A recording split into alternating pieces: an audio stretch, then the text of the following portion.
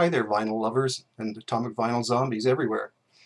Tonight I'm going to show you some of the albums that I've found this year, and the winter months are not good for record collecting around here. There are no garage sales or anything like that. We no longer have a record store in town here, so um, you don't find very much this time of year. But I'll show you what I've picked up in the past couple of weeks. Chad Allen.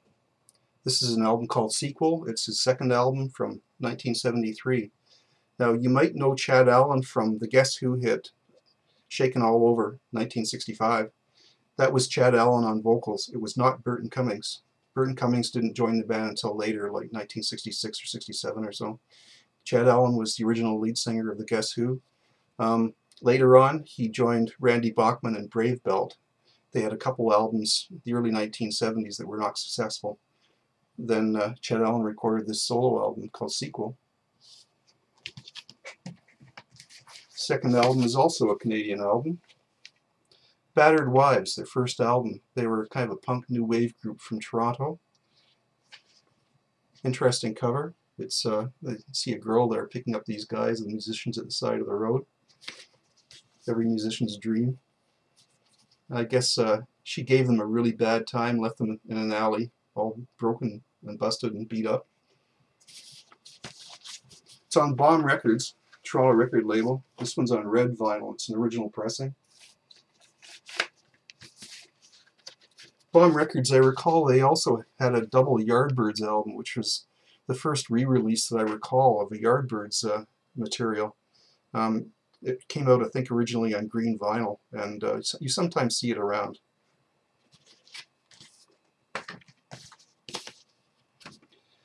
Bebop Deluxe, Modern Music. This is the Bebop Deluxe album that came out after Sunburst finished, I think it was, which was probably their most commercially successful album.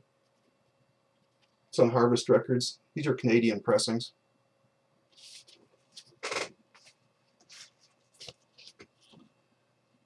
Black Sabbath, Tony Iommi, and try to not get the reflection here. This is called Seventh Star, and it was intended to be Tony Iommi's solo album. I think the record company asked him to put Black Sabbath on the cover to make it sell more. I used to have this on cassette at one time. Finally have a vinyl copy of it. Glenn Hughes is on vocals on this, and Glenn Hughes was formerly in Deep Purple. I think maybe the Mark III or Mark IV version of Deep Purple. And he was also in Trapeze prior to that. Trapeze is an interesting band. If you ever see any of their albums, they're worth picking up too.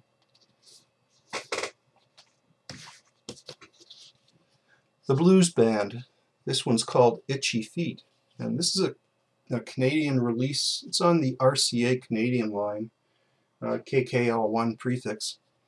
I remember they had a couple other albums that I do have on the Arista label. I don't know why this came out on RCA in Canada, but the Blues Band are essentially Manfred Mann without Manfred Mann. It's almost like the original Manfred Mann album with Paul Jones on vocals, performing blues and R&B material. And I think they're still together today, still performing around Britain. I know Paul Jones, I think, still goes out with a touring version of the Manfred Mann Band, too. That's the flip side of this.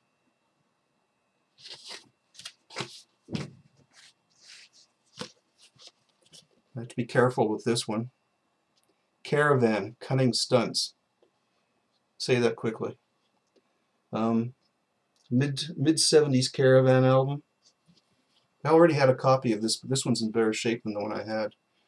It's a Hypnosis cover on this. Nice cover.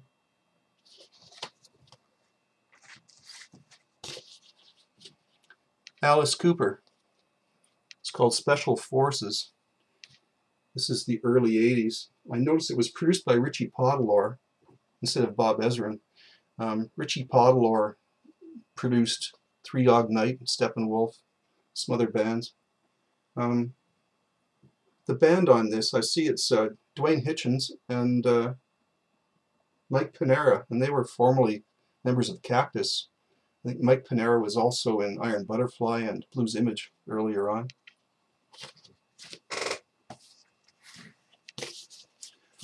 One of the great psychedelic bands of the late 60s, the Cowsills. This is the Cowsills' first album, and it features that psychedelic classic, The Rain, the Park, and Other Things, which is just one of the great songs of the 1960s. And here's a later Cowsills album, another psychedelic masterpiece. It's called Captain Sad and His Ship of Fools. You have the smiling clown here in the front,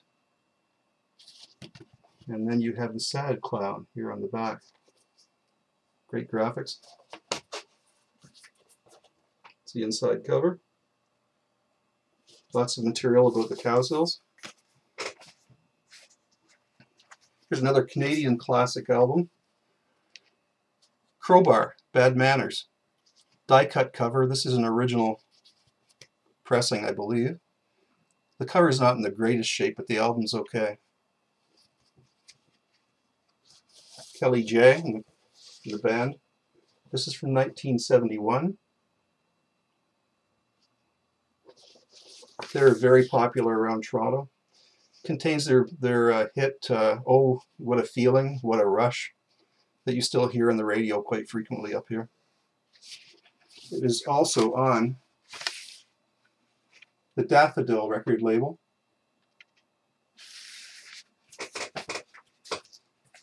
And the last one in this segment here, I'm going to do 2 videos of these to keep them under a reasonable time limit.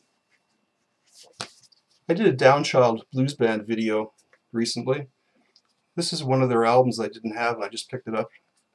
It's called We Deliver. This is a pizza box cover. You open it up. There's your pizza. There's also photos of members of the band here. This pizza has everything on it, including olives, which I don't really care for, but in the back here we have main course, which is the songs that are on the album, side orders of the musicians, and engineered by Daniel Lanois before he gained greater fame with people like U2 and Dylan and everybody else that he produced and worked with.